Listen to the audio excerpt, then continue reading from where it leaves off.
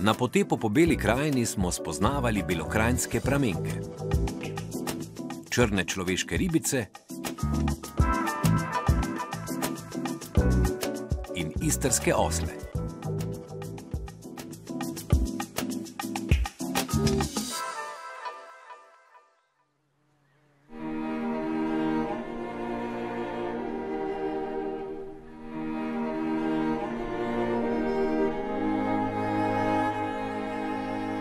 Pozdravljeni. Minute današnje oddaje o živalih in ljudeh bomo preživeli v Beli krajini. Smo v krajinskem parku Kolpa. Kateri živalski primerki in katere živali lahko srečamo v okviru krajinskega parka Kolpa? No, življenje tukaj je izredno pestro. Seveda sam park namenjen predvsem ohranjanju narave in pa varovanju prostoživečih živalskih vrst, pa tudi rastlinskih. Ampak, ker je to krajinski park, ga odlikuje tudi kulturna krajina in delo ljudi. In ko pridemo do ljudi, pridemo tudi do živali in verjetno najbolj tipična stvar v Beli krajini, prav v tem obkolpskem delu, je belokranjska pramenka, naša avtohtona pasma ovac. Je zelo zanimiva, žal smo jo že skoraj izgubili, pa nekako zdaj s programom ohranjanja genske banke seveda ohranjamo trenutno njeno število in upamo, da se stanje izboljša. Kakšno je to število? Trenutno smo prišli na dobrih 800 živali. V najslabšem trenutku pred 15 leti pa je bilo to manj kot 200. Kakorkoli že, po nekih merilih ohranjanja domačih vrst živali, če ne bomo imeli vsaj 5000 ovac te pasme, smo vsak trenutek pravzaprav v nevarnosti, da izgubimo celotno pasmo. Kakšna pa je zgodovina te pasme? Ja, to je zelo zanimiva. Verjetno je to edina pasma, ki jo redimo pri nas. Imamo pa še nekaj avtohtonih pasem v Sloveniji, ki nima porekla tega alpskega prostora, pač pa je njeno genetsko poreklo Balkan. Ovce so prišle z uskoki v 15. in 16. stoletju, mogoče tudi še potem pozneje, ko so izpraznjeno Belo krajino zaradi turških vpadov začeli naseljevati v začetku 16. stoletja uskoki in seveda pripeljali tudi te živali. Da je to nomadska ovca, še danes opazimo veliko njenih znakov. Da je ena redkih pasem, ki se uspe napasti na poti. Če gremo zdaj na pohod in hodimo cel dan, bodo one zvečer site, ker bodo pasle ob cestnem telesu in se bodo uspeli na takšen način nahraniti. To ne uspejo vse vrste ovaca. Zaradi tega je to ena taka zelo posebnost. Jo pa odlikuje tudi že zunanjost, ki je izjemna. Ta volna, ki je sicer daljša in kodrasta, pa malo bolj groba, je bila pa odlična zaščita na poti, ko so te ovce nomadsko potovale. Namreč po tem grobem, dolgem runu voda lepo zdrsne in žival ostane vedno suha. In to ji je omogočilo preživeti v teh skromnih razmerah. Tukaj imate tudi kar nekaj podmladka. Ja, ena od značilnosti belokranjske pramenke je pa tudi sezonska plodnost. Se pravi, da razen pri izjemnih živalih ne moremo pričakovati zaroda skozi vse leto, pač pa se to pričakuje v začetku oziroma konec zime, začetku pomladi. Le malo lahko sinhroniziramo kotitve, za kakšen mesec, 2, 3, kaj več pa ne moremo. Tudi to izvira v bistvu iz teh primitivnih nomadskih razmer, ko so živali po zimi nosile zarod in potem spomladi po prvi paši polegale, ko je bilo hrane več, da je bilo preživetje seveda toliko boljše, zmogljivejše. Namreč pri ovcah gre tako, da je pogojenost estrusa z krajšanjem dneva. Se pravi, avgusta, septembra, ko se dan krajša, se začne estrus živali in potem 5 mesecev potem lahko pričakujemo zarod. Kakšno je pa življenje belokranjskih pramenk v okviru vašega krajinskega parka? No, tudi pramenka je našla svoje mesto, tudi mi se veliko posvečamo in jo ohranjamo. Nekaj za samo popularizacijo, drugo pa dejansko z aktivnostmi, da bi pomagali njeno ohranjanje. Prav ta trop pa ima še posebej vlogo, Namreč zdaj že 3. leto ga pasemo tukaj na območju Vrhovskih vrtač. No, to trenutek smo ravno v Gorencih, ampak vse gor do Marindola je ta naravni spomenik. Gre za, kot vidite, zahteven teren, ki je bil nekoč seveda vzorno obdelan, vrtače zorane, ker je tukaj vsa zemlja, kar jo najdemo v Beli krajini, erozija jo je spravila na dno teh majhnih vrtač. Pobočja so pa suha, plitkih tli in poleti zelo sušna, zelo malo se na teh razmerah pridela. To so zdaj tudi revna tla in vanje je na nek način treba vnesti tudi kaj hranil. No, naša naloga tukaj s tem tropom pa je, da v bistvu za celoletno pašo, tudi po zimi, poskušamo preprečevati zaraščanje. Pravzaprav smo pri tem kar uspešni in kar nekaj površin smo uspeli iztrgati grmovju že in ga nazaj vrniti v funkcijo kmetijske pridelave.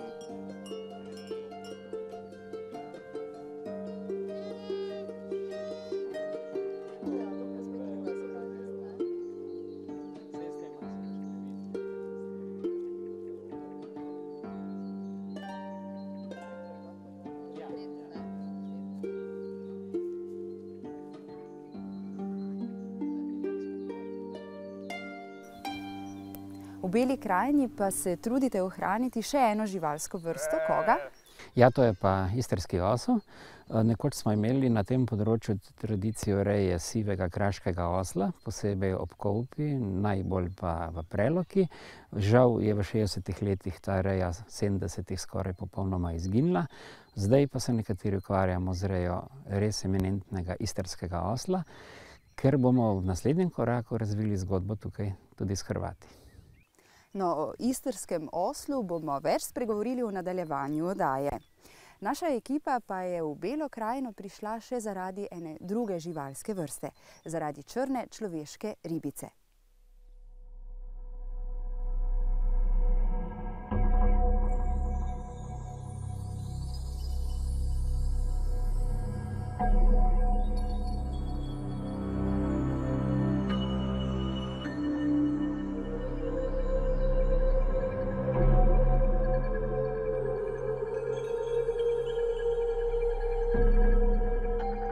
Črno človeško ribico so po enem velikem za znanost pa naravoslovje srečnem naključju odkrili med hidrološkimi poskusi na izviru Dobličice leta 1986, ko so naši kolegi iz Inštituta za raziskovanje krasa iz Postojne ugotavljali, kako so te zanimivi izviri med seboj povezani.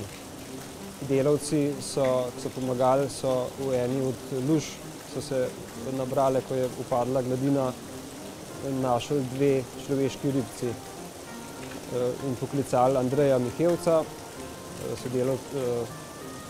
Andreja Mihevca, ja, ki je pa takoj videl, da je to nekaj posebenega, namreč do takrat smo mislili, da so človeške ribice lahko samo bele, brez pigmenta. To je bilo veliko odkritje oziroma presenečenje, lahko bi rekli naravoslovna senzacija stoletja. Po 250 letih skoraj na razmeroma dobro raziskanem krasu v Sloveniji odkriti tako nenavadno populacijo. Kakšna žival je pravzaprav črna človeška ribica ali črni močeril, tako kot pravite, pa kako se razlikuje ali je podobna tej človeški ribici, ki jo sicer poznamo? No, črna in bela človeška ribica so si zelo podobni. Seveda, ko jih pa pogledamo, ne samo barva kože, črna človeška ribica je temno pigmentirana, pa opazimo tudi druge posebnosti.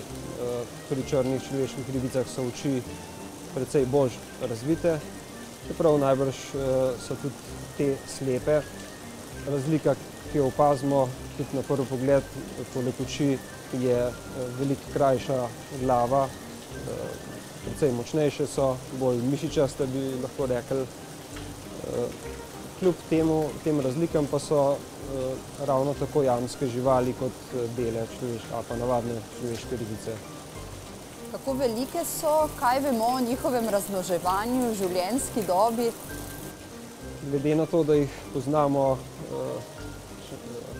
zelo malo časa v primerjavi z belimi. O njih ne vemo skoraj nič. Na splošno je njihovo vedenje pa življenje zelo podobno njihovim belim vrstnicam. Kljub temu pa opažamo pri opazovanju, predvsem v jamskem laboratoriju Tular v Kranju, da so določeni vzorci, da so določene razlike tudi v vedenju. Zdi se recimo, da se manj bojijo svetlobe. Domnevamo tudi, da se med seboj ne prenesejo, če bi dali skupaj, mogoče bi se steple. Pomembni podatki sicer prihajajo iz laboratorijev, kot je jamski laboratorij Tular v Kranju, vendar je to le dopolnilo opazovanju v naravi. Izvir Jelševnik je edino mesto, kjer lahko črnega močerila preučujemo v naravnem okolju. Družina Zupančič že dolga leta zgledno skrbi za predstavitev izvirov s črno človeško ribico na svojem posestvu.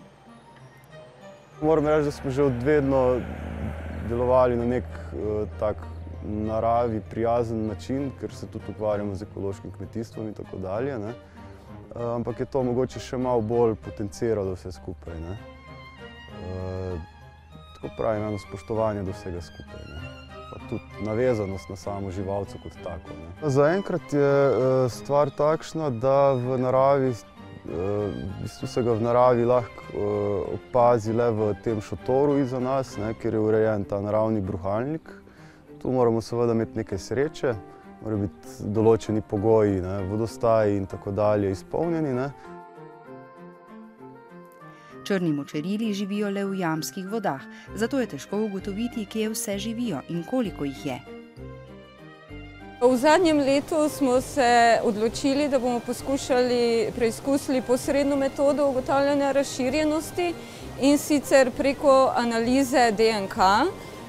Trenutno optimiziramo metodo tako, da skušamo z zajetjem vzorcev vode iz različnih izvirov, naknadno filtracijo in potem z posebnimi molekularnimi sondami ugotoviti, ali je v vodi prisotno kaj DNA materijala človeške ribice. Jamske živali so zelo občutljive. Najhujši, da rečem, sovražnik v naravi te živali je pravzaprav ravno neustrezna kvaliteta podzemske vode. Tako da o tem smo se tukaj že lahko prepričali, namreč pred desetletji je bila tukaj v zaledju izvira Jelševnik aktivna deponija livarne Belt. In ker je to plitvi kras, se pravi, da so te podzemske vode pretakale plitvo pod površjem, so padavinske vode iz te globlje vrtače sprale v podzemlje vse te škodljive snovi, ki so pravzaprav vdrle v ta podzemski habitat. Pesek je dobesedno zaplavil te podzemske prostore, ta podzemski tok, v katerem živi črni močeril, in v tistem najhujšem navalu te katastrofe smo opazovali, kako so se ob višji vodi osebki dobesedno umikali iz tega podzemskega sveta in iskali neke ustrezne življenjske pogoje, kjer bi lahko normalno funkcionirali. Tako da je prišlo to do fizičnih poškodb sluznice, povrhnjice in vsi osebki, ki so bili potem tukaj na tem travniku po visoki vodi ujeti, so pravzaprav poginili.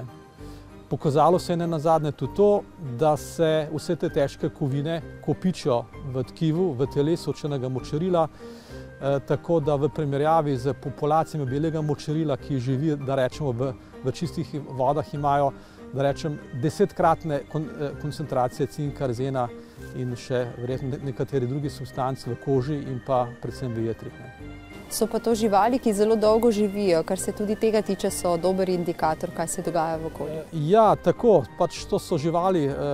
Protus je pravzaprav vrsta, ki ima na nek način človeku podobno življenjsko dobo, tam 50 do 100 let, tako da jih pravzaprav nekdo oziroma težko spremlja v času ene generacije.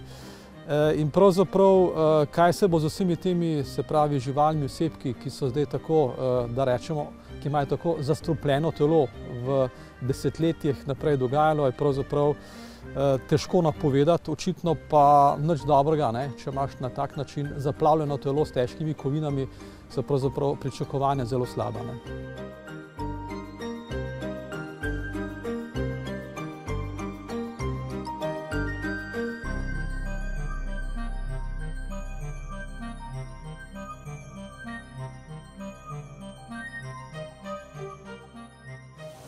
Človeška ribica je ogrožena toliko, kot je ogrožen njen življenjski prostor, se pravi podzemeljska voda.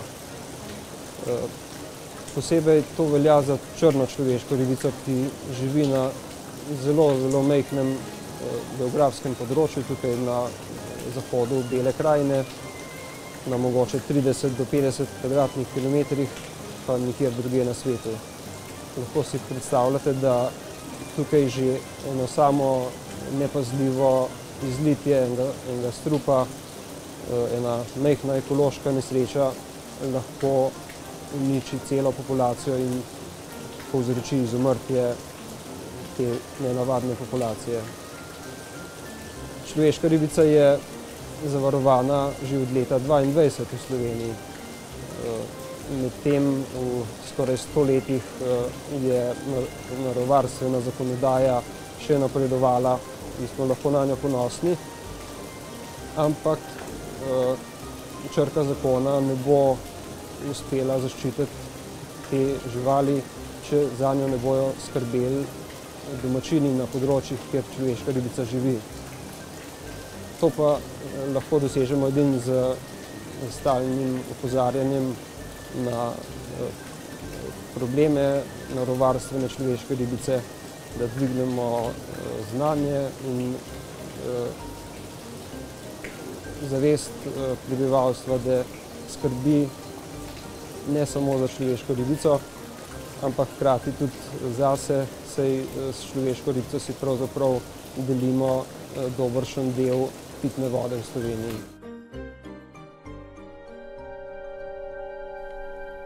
V Beli krajini živi še ena slovenska avtohtona vrsta, močvirska sklednica.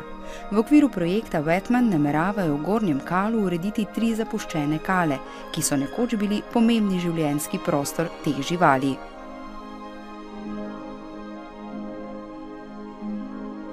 Močvirska sklednica je pravzaprav ena taka zelo skrivnostna živalska vrsta, ki se v naravi zelo težko opazi, zelo težko opazuje, ker je na nek način zelo plašna, ne? Zelo plašna in vsako gibanje, vsako približevanje k vodi pravzaprav ona že razume kot nevarnost in se takoj skrije oziroma takoj potone in je tudi več minut ni potem iz tega vodnega mulja. Tako da moraš se znati približati, ne? Moraš se znati približati, pa predvsem opazovati želva od daleč, ne? Recimo s teleskopom, z daljnogledom. Predvsem zdaj v teh poletnih mesecih, ki zdaj nastopajo, se pravi junija, tudi maja že, se želve zelo rade sončijo na takšnih izpostavljenih recimo delih brežine ali pa zelo rade tudi na kakšnih podrtih deblih, ki se stegujejo v sam breg, ne.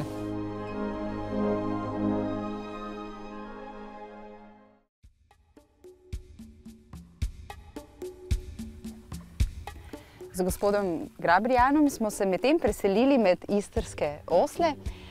Kakšna vrsta je to? Kakšne so njihove značilnosti? Ja, kot rečeno, tudi v Beli krajini smo imeli veliko dolgoletno tradicijo reje oslov, predvsem kot pripomoček za delo, ampak takšni osli kot so tile pa sicer niso doma iz Bele krajine. To so istrski osli in se jih je nekoč redilo tako v hrvaški kot slovenski Istri. Danes je populacija zelo šibka, manj kot 100 živali imamo verjetno v Sloveniji in na Hrvaškem kvečjemo dobrih 100. Naši hrvaški kolegi so seveda stopili korak naprej in imajo že rejsko organizacijo, sledimo jim pa zdaj tudi mi, tako da ravno v teh dneh po 20. aprilu je dogovorjen začetek pregleda oslov in bomo ustanovili rejsko organizacijo, tako da se bomo šli reje istrskih oslov, pravzaprav po istih principih kot tudi recimo za lipicanca in tako naprej. Seveda nas počaka še veliko dela do takrat. Kakšne so značilnosti istrskih oslov? Po čem se razlikujejo od ostalih? No, istrski osli so temne barve, se pravi so črni, bi lahko rekli. Čeprav ta trenutek so videti rjavi, gre za to dolgo zimsko dlako, čez mesec dni bojo popolnoma gladki kot konji in čisto temni, samo gobčke bojo imeli svetle. No, potem pa počasi spet do pripravljanja na zimo dobivajo daljšo dlako in ta je bolj rjave barve. Značilnost prav istrskih oslov pa je tudi njihova višina, poleg barve, se pravi temne barve in pa belega gobca, je značilnost in pa seveda svetlejših trebuhov višina. Tudi do 120 cm višine v vihru, kakšne tudi malo manj. No in kolikor sem jaz uspel videti, prav v Istri, v hrvaški Istri, so uspeli ohraniti mogoče še malce višji tip osla, kot ga imamo mi. Ampak mi ta trenutek šele odbiramo, rejske cilje določamo in evidentiramo vse, kar se prijavi kot tako, potem bomo pa videli, kaj lahko dejansko spada v to. Je pa en velik problem, v bistvu zaradi te majhne številčnosti, ta reja v sorodstvo. Navsezadnje, tukaj so samice, potomke, ali so hčere ali pa vnukinje vse enega osla. In to dolgoročno lahko predstavlja problem za stabilnost, vitalnost populacije. Ampak tudi naša sivka, ki stopa majhna, ne da je plod take, mešane ljubezni, ampak ima svoj prostor v našem tropu vsekakor. Kot rečeno, osli veljajo za trmaste, ampak pametne živali in z nekim dobrim prijemom, prijateljskim, se da doseči čisto vse, kakor verjetno tudi z vsemi drugimi živalmi. Takšen odnos zagotovo velja za vse živali. Vi imate še ene posebne živali. Koga bomo spoznali še? No, mi redimo praktično pravzaprav vse, kar na kmetijah je nekoč bilo. Verjetno še ena naša posebnost pa so prašiči pasme mangolica.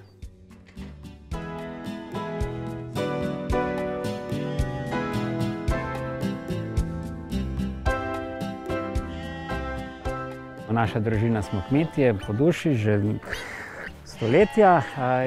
Moji starši niso bili kmetje, jaz sem se vrnil nazaj na dedkovo kmetijo in tukaj nadaljujem.